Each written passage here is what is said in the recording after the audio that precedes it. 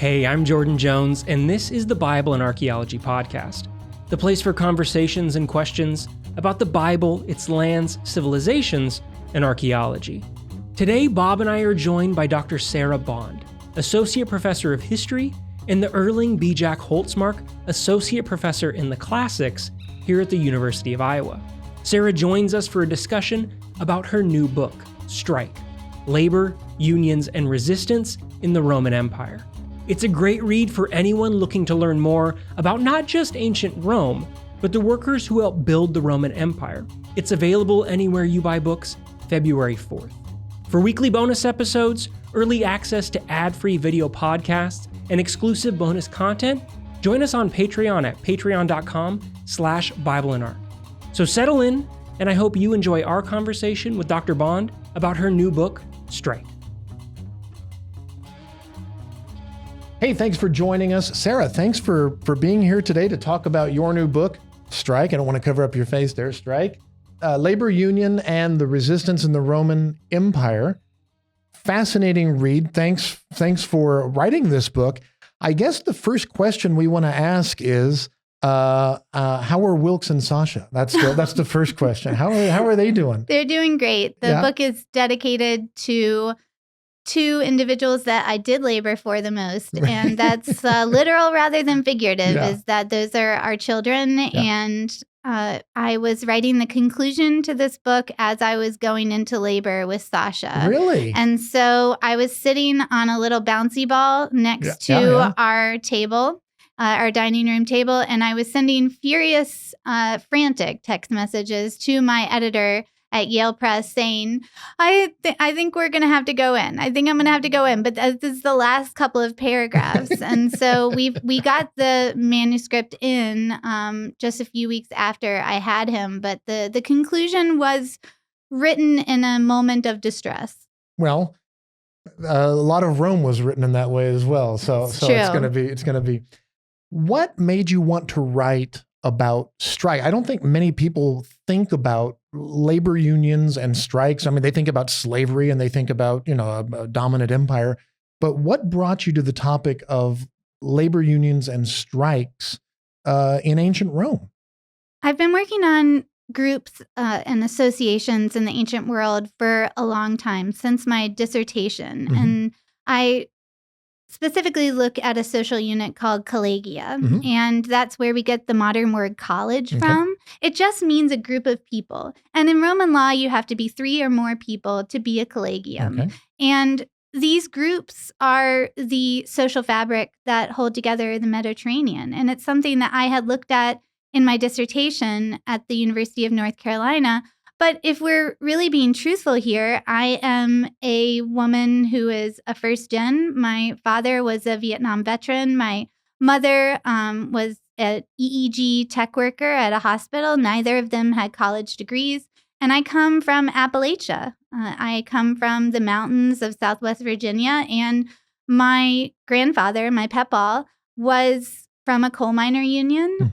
He was born in West Virginia, just like my father was. And I come from a pretty blue-collar background. And so I didn't think at the time, of course, when I was writing my dissertation, that it was going to turn out to be something that was more about me and my feelings about being a first-generation scholar within the world of classics.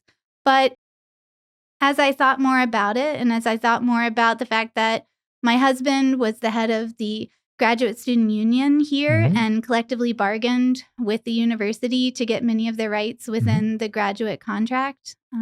All of those things I guess I realized were subconsciously guiding me to think a little bit more about collegia, but also about how we are stronger together through unionization. And so at first glance, it seems like an odd topic, but I think we oftentimes turn our lives into copy, as the great Nora Ephron said, everything is copy. And for historians, we take the things that inform our own lives and then ask those questions about the past. And that's not to say that we're projecting our lives onto the past, because that's definitely not something that I wanted to do. But it helped to inform the questions that I used to ask about the evidence, which not a lot of people had cared about or thought the ancient people were capable of. And that really gets my goat when people don't think that the people of the ancient world, especially artisans, craftspeople, regular folks, are not capable of doing something. And that had been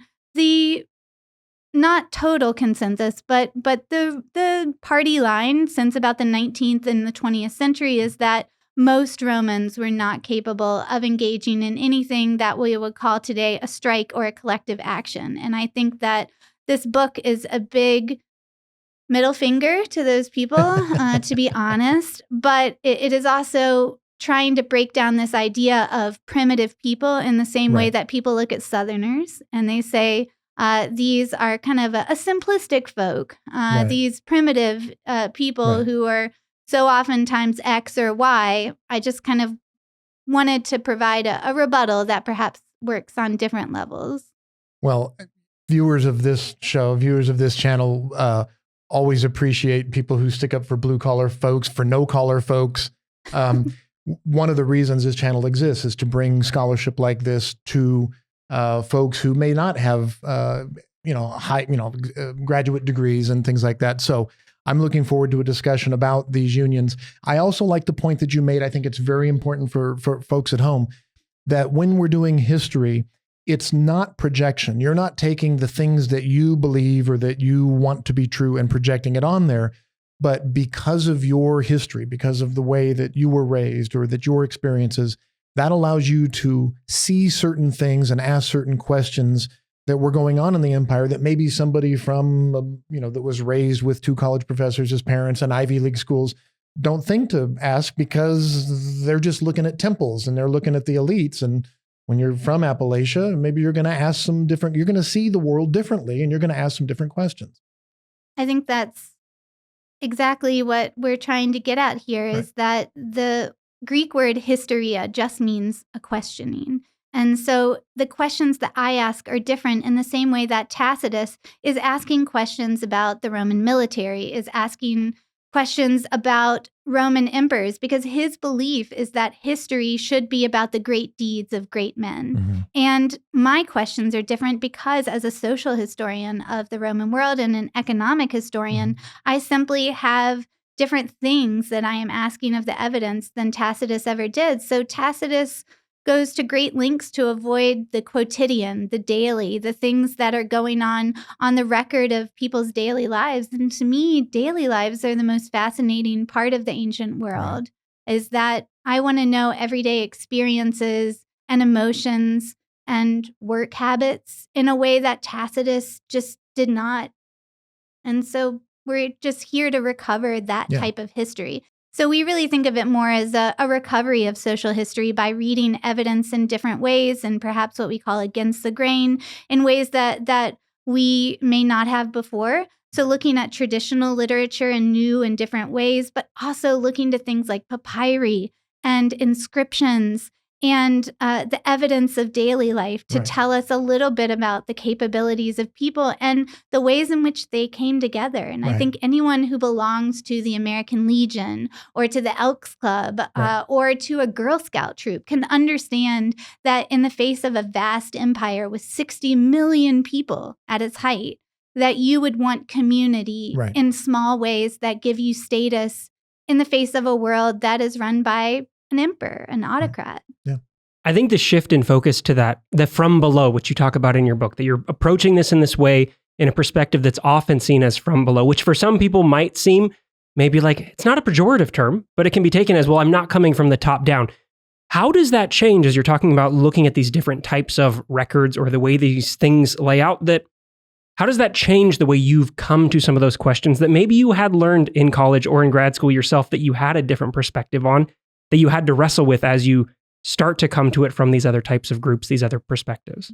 I was really lucky that when I did my undergraduate degree in classics at the University of Virginia, I also double majored in history. And the person that guided me from the jump is a woman named Elizabeth Meyer, who is a Greek epigrapher as well as a Latin epigrapher. And so she introduced me to inscriptions and the study of inscriptions, which we call epigraphy, from my very first day working with her, and she specializes in Greek manumission inscriptions. So these are a form of inscription that tells us about how enslaved persons were freed. And so from very early on, I was just lucky to work with somebody who said enslaved persons, people who are really seen as the bottom quadrant of the social hierarchy, that at one time in Italy consisted of about 20 to 25% of the population during the early Roman Empire, that those persons are important and that we can use inscriptions in order to rebuild their biographies. Now, it's a patchwork quilt. It's something that is very much has a lot of holes in it and may not always tell us perfectly about the individual, but we can get these small insights into people that really have no other records that come down from this world that has predominantly looked at emperors and elite people, which make up about, according to Scheidel and Friesen, about 1.5%. So most literature focuses on the 1.5%.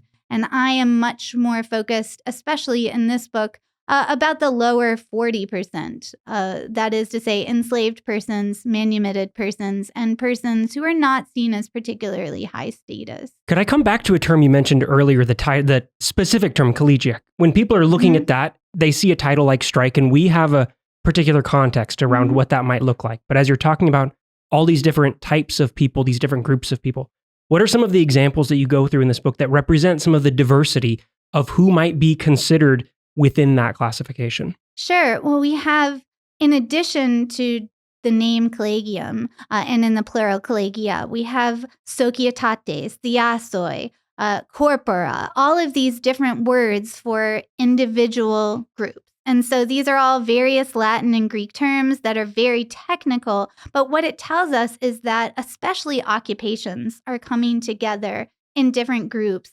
So we have carpenters, we have groups of actors and actresses called technetai of Dionysus, who are very high-level professional actors that are going to different places and performing in a festival circuit. That is similar, say, to, but a little bit more high class than early vaudeville circuits in the 20th century. So are these like trade guilds? Are they working together based on what they do for a living? Right. And almost every single one of these groups has a religious component to it as well. And so what we want to see is that these are multifaceted, multidimensional groups, just like almost every group is within the United States that we form, that you don't just necessarily have one purpose, that yes, you might have a carpenters union or let's say somebody who installs, who is your electrician. They have unions, but they come together at bars. They have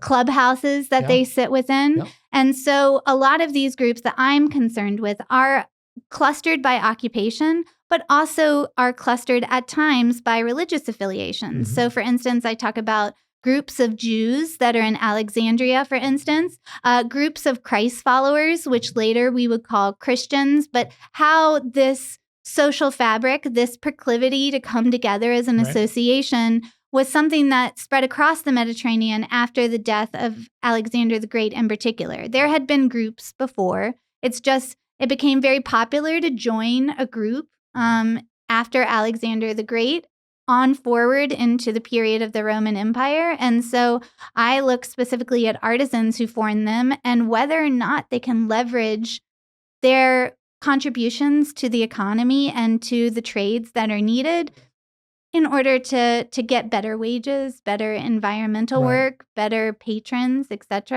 And so their leverage is their skill and the fact that they come together to either provide or withhold that skill. So bakers in particular have a huge staple like bread that they can provide to a city.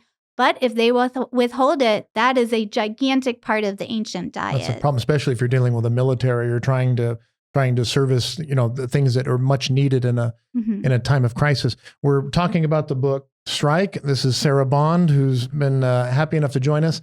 From what I've read and what you've written here, it would seem to me that empires, something like ancient Rome, wouldn't like gatherings that get too powerful especially like, and I'm guessing this is not much different than today, elites, whether they're powerful leaders, dictators, or whether they're corporations, don't like groups that wield power, especially if they're coming from the bottom up, especially if they're kind of democratic. I don't know if we can use that word, but if they're coming from the masses and can actually exercise some kind of resistance or power.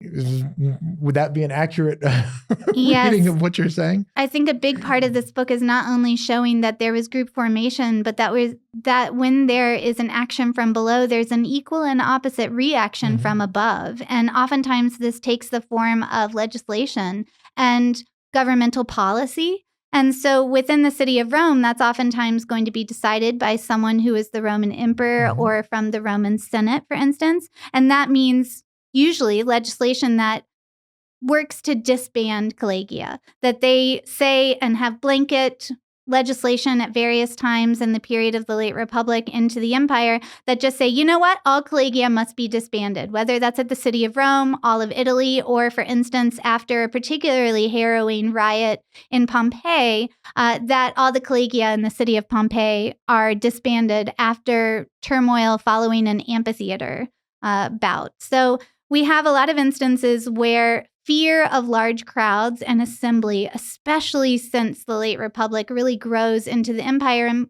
becomes part of policy that is then enacted by people like governors out in the provinces. So probably the best example of this is that Trajan is very skittish about collegia and about the formation of especially new and powerful groups. And so in letters to Pliny, when Pliny is asking him for a fire brigade, for instance, Trajan is very hesitant about allowing a license for these fabri, which is the word we use for construction workers, but also for vigiles, which are kind of like firemen that patrol the city at night. And Trajan is very scared to give Pliny a new fire brigade within Pontus Bithynia out on the Black Sea. So, we still see that even when the position of emperor is highly entrenched within the political structure, that there's still fear that new collegia will cause not just discord, but also sedition. I think allegations of treason and sedition are oftentimes attached to these groups, rightly or wrongly. And this rhetoric of treason and a state within a state is something I think that's very familiar to people today as well. In the face of such skepticism or fear of these groups, what allowed them to succeed and continue popping up after there's legislation that disbands them or pushes them down? Why do they get to keep coming back? It depends on what group you're talking about. I think that some are extremely successful if they are extremely integral to, for instance, the Roman supply chain. So if you are somebody who runs a barge, if you are somebody who is bringing the wheat from Alexandria into the ports at Constantinople and Rome, then you are part of a supply chain that is protected and highly necessary. But as we see in the late Roman period, they then begin to be brought into the public sphere and to become what we might call public corporations that are overseen by the state. And so the skittishness and the anxiety that we see within the early empire then transforms into what I call more of a caste system for occupations that are part of the supply chain, like providing pork, for instance. We all love some bacon and ham. But if the army depends on you and the people depend on you, then many times those occupations and those corporations and collegia within are subsidized then by the state in the late Roman period because there's so much anxiety about the fragility of the supply chain. And that's something we learned during COVID way too clearly, is that one ship gets stuck in a canal and it gets it messes up everybody else's flow. It also sounds like you're saying that the practice of trying to bust a strike, a labor union strike, by just nationalizing whatever it is not something new. It's not something that politicians have just created in the last 100 years, that this goes way, way back. A big part of this book is saying that, the term strike itself was coined in 1768 in England when sailors struck down the topsails of a ship, kept the ship from leaving a port, and that's where we get the word strike.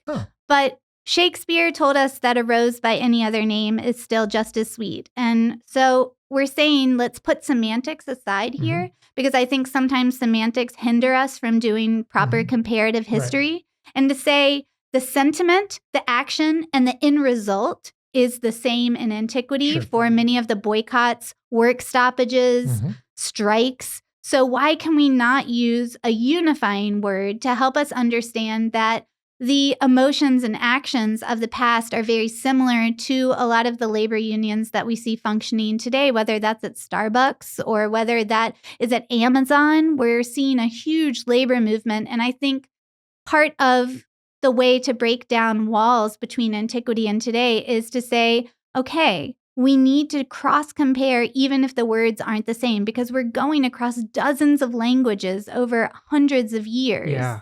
Well, and that's one of those things with your target audience for this book that I think is very helpful in the language that you use, that you are writing a history here from a new perspective.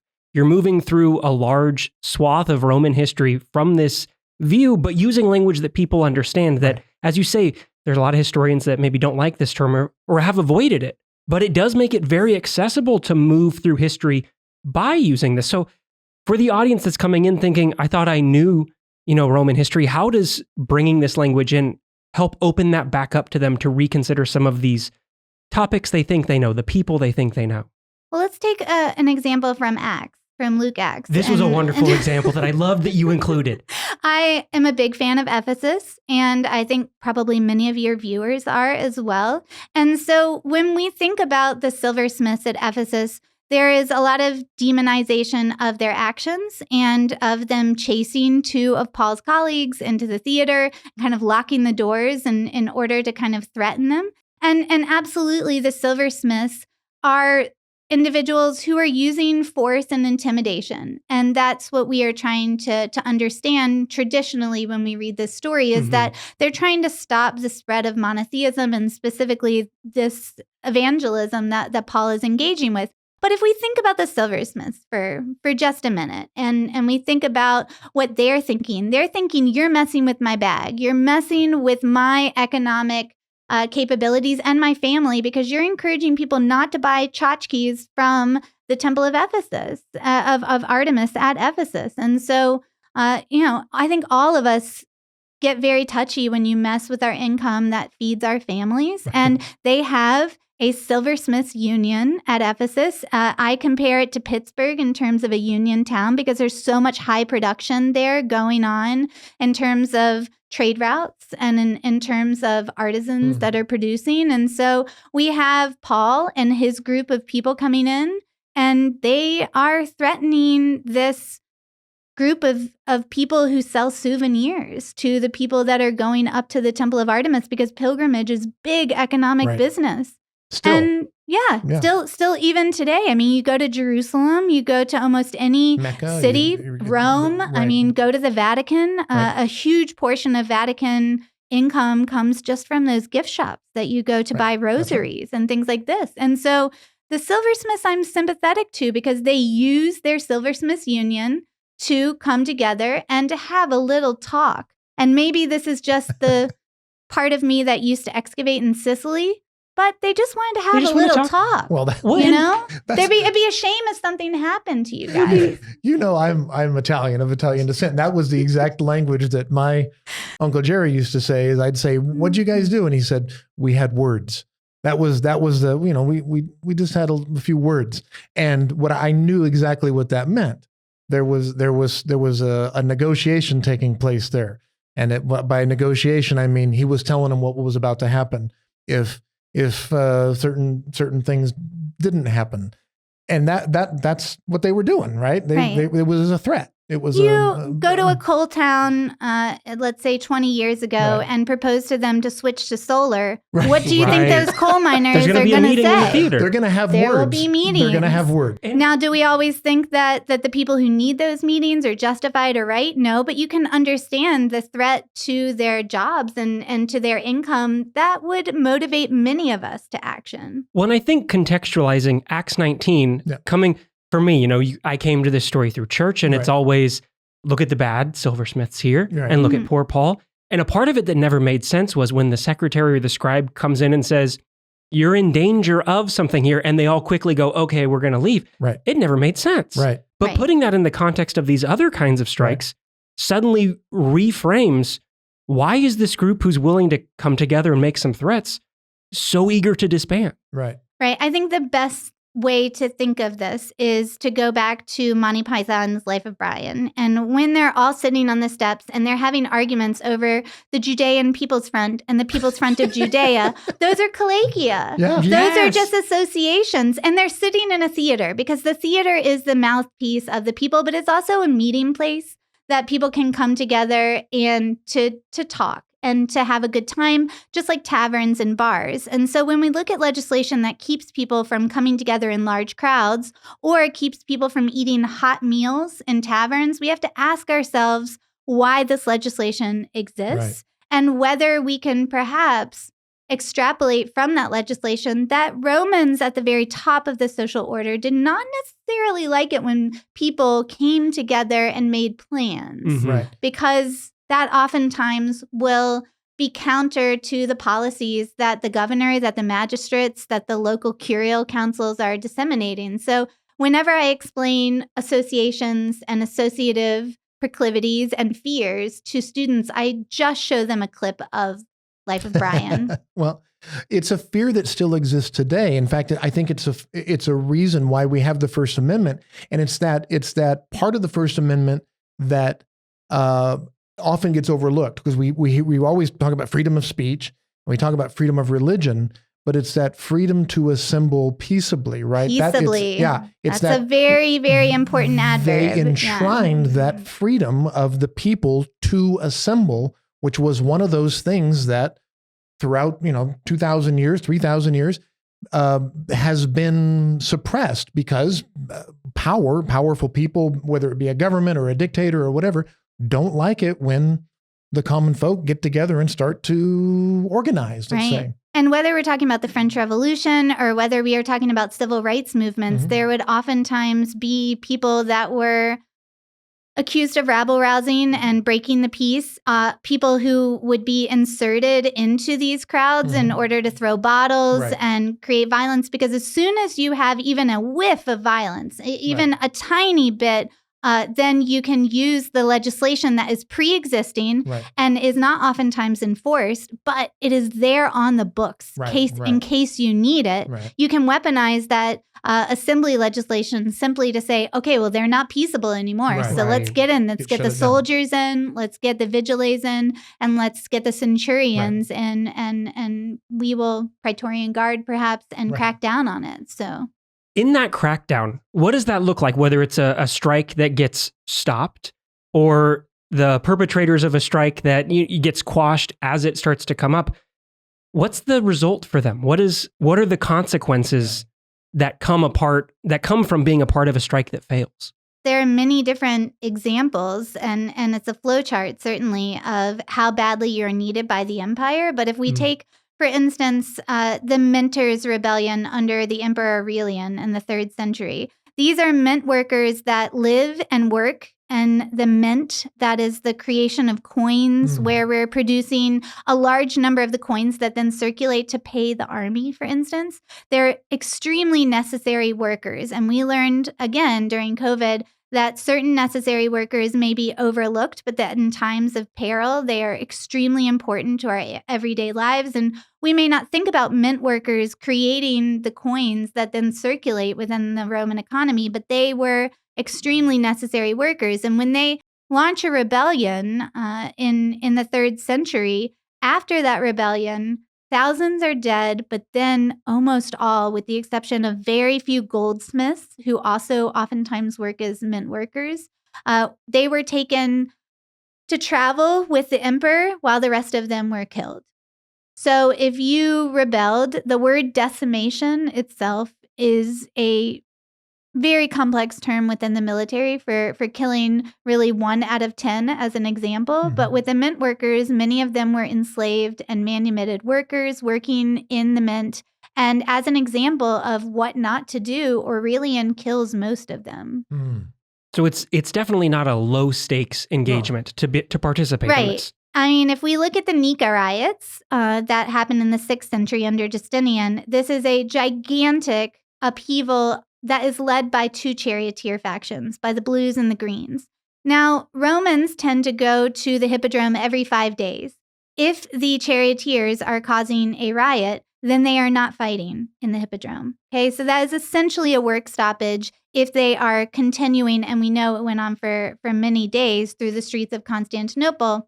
They're engaging in what we might call soccer hooliganism, which is traditionally what people saw the Nika riots as. But if we see it as a work stoppage in order to free the people who supported the factions that had been arrested by the government, and that is why the Nika riots start, then we can see that really a lot of charioteer unionization and riots in the late Roman world are political actions and collective actions. So if we think about it that way, how the Nika riot ends is that Theodora asks for a collective bargaining meeting. They all come together in the hippodrome at Constantinople. The doors are locked.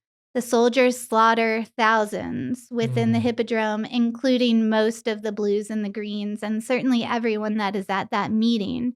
So Theodora, as someone who had previously been part of that faction, been part of that union, because her dad had been a bear trainer within the factions, she knew all too well that this would be a very important way to get the factions to come together for a meeting. And this collective bargaining meeting went horrendously bad. Yeah.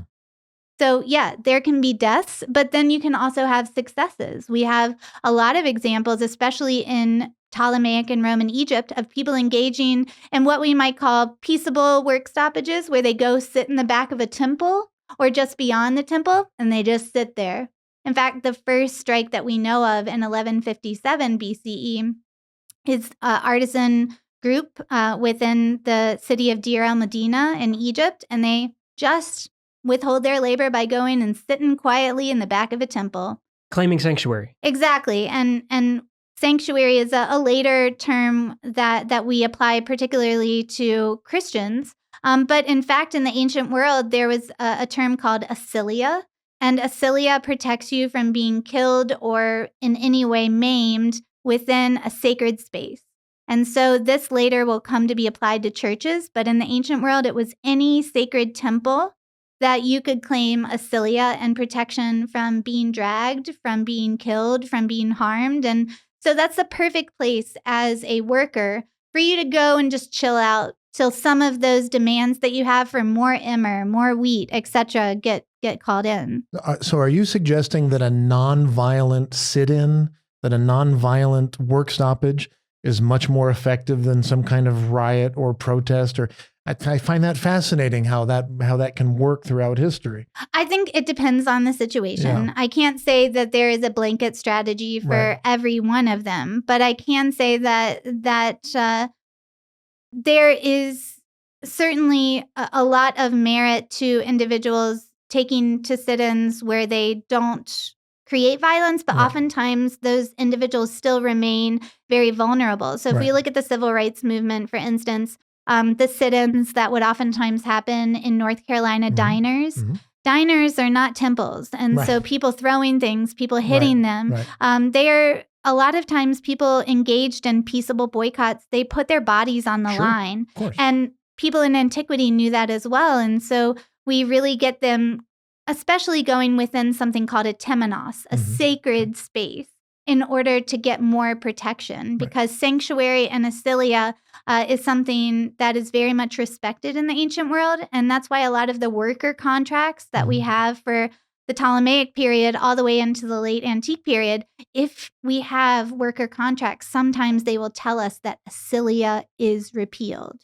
And we have to ask ourselves, why would a contract include a line in the worker contract that said no asilia applied? And I think that that is evidence that maybe we have a lot more boycotts than we knew about, and that they're being written into contracts because these construction foremen are very scared that their construction workers are just going to peace out and not show up to work collectively. Fascinating. Yeah. The book is Strike, Labor, Unions, and Resistance in the Roman Empire. We are talking with Sarah Bond. I love the fact that you are explaining this complex idea that many people don't talk about to our audience so that they can understand it. It's a book that's very readable.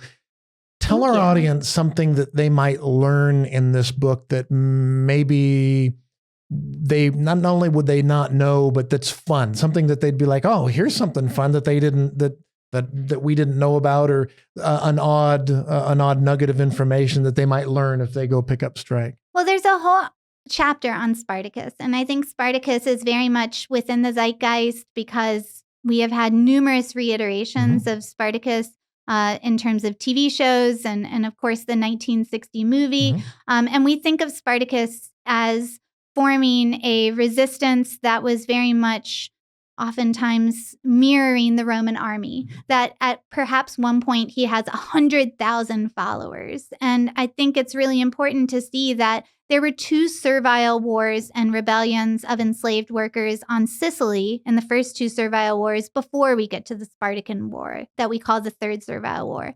Reading a little bit more about the acts of resistance of enslaved people leading up to Spartacus, I think can give us a lot of background that the movie, while brilliant and is something that I show my students always, that we need to acknowledge that smaller social units called familiae that were enslaved families in households across Sicily, they really provide a building block for how to come together and to resist. And so my favorite thing about the Spartacan War is how it breaks out is that they are within the gladiatorial school and they all grab kitchen knives and utensils in order to first escape. And so I think learning more about Spartacus and also learning that he is pulling on collective behaviors and associative behaviors that were already a part of the gladiatorial school, because the gladiatorial schools, as we saw in Gladiator 2, if you saw it, that people are very cohesive in their units, in their cell blocks. And we can think about that today, how people come together in different groups, even when it's from above, even when you're enslaved, you create community wherever you are. And we saw that in the first Gladiator as well, is that even in a gladiatorial school, you create connections and you create relationships that then may serve you in the future. And so I think it's important to highlight those and to understand that whether it's an enslaved collegium or whether it's a free collegium, that these people truly depend on each other for everyday resistance, but also for just everyday peace and coming together. And that's an important thing to understand, is that Spartacus is drawing on that, not just because many of them were former soldiers, but because many of them also probably belonged to collegia. Yeah. Within some of these popular depictions of assemblies like this, Gladiator 1 and 2 you've mentioned here, is there something within those modern depictions that you feel goes against the reality of what these were, that leads to a common misunderstanding of either the way these groups worked or functioned that you felt like you were trying to work against or address as you wrote this book? I think something that people really need to understand when they're doing, for instance, gladiatorial play acting when they go to the Colosseum. They recently had a story in the news about how Airbnb is allowing you to go to the Colosseum and get trained as a gladiator. That these are enslaved people for the most part. There are very few gladiators that are not enslaved. Probably only between 2 and 3% are individuals called octorati, that are people who are freeborn, who offer themselves up to become gladiators. And so thinking more about the enslaved nature of gladiators and perhaps the not so entertaining, the not so sexy parts of it is really important. And I do think that Gladiator 2 brought that out a lot, especially when we find out, and I will not give all of it away, the status and background of Denzel Washington. And so I think some of the themes of slavery and understanding how gladiators were oftentimes instrumentalized by people like Caesar, using them as personal militias or using them as gangs within cities is really important. That gladiators really had a life outside of the amphitheater as well. And oftentimes it is senators and elite people using their familiae, their families of gladiators, what we would call gladiator troops, as their own personal protection and bodyguard. And so understanding and fleshing out the lives of gladiators outside of just the amphitheater and the one-on-one fighting is really important, because the social life of gladiators is there. We just have to look at it a little bit more than the CGI sharks. Yeah. As we wrap up, do strikes result in some kind of lasting change for the Roman Empire, or was it just something temporary that the Romans then just did away with and moved on with? What's the legacy of strikes within ancient Rome? And even today? Right. I think that we have to point out that these strikes, we don't think were happening everywhere all at once on a regular basis. Mm-hmm. I'm pulling together all of the evidence that we currently have within the Mediterranean, but the most lasting gift, perhaps, that strikes give us is the creation of civil and criminal legislation within Roman law. Like, Roman law continues to have a huge impact and to inform many of the policies, ideas, and things that we think about today. I just recently read a Supreme Court verdict on weapons, for instance, that brings in Roman law. And so the fact that Romans think about freedom of assembly, that they are thinking about how to control it and thinking about the peaceable aspects of it, that's perhaps the most lasting evidence that we have that there was at least a fear of collective action and strikes in the ancient world. And it's very difficult to take anxiety and fear from legislation and see the social reality. Just because a law exists doesn't mean that we know the frequency of something happening, right? You can have a law on jaywalking and you don't know how many people are jaywalking. In reality, we know in a college town, it's a lot higher than other places. But I think the legacy is that we see the anxiety towards people and groups that are seen or cast as seditious for hundreds of years thereafter. And that a lot of the Roman legislation that I'm pointing out comes back at various times, whether that's within the Industrial Revolution, whether that's in the demonizing of unions in the early 20th century within America, or whether that is today, kind of thinking about whether freedom of assembly on college campuses is still viable. Right. Sarah Bond is the Jack Holtsmark Professor in the Classics in the Department of History at the University of Iowa. The book is Strike, Labor Unions and Resistance in the Roman Empire. Please go out and pick it up today. Sarah, thank you so much for joining us today and talking to us. Thanks for letting me talk about this. Yeah. For Jordan and for Professor Bond, I'm Bob Cargill. Thank you for joining us. Leave any comments and questions that you might have for Professor Bond in the comments below. And until next time, we are Bible and Archaeology wishing you everything the best.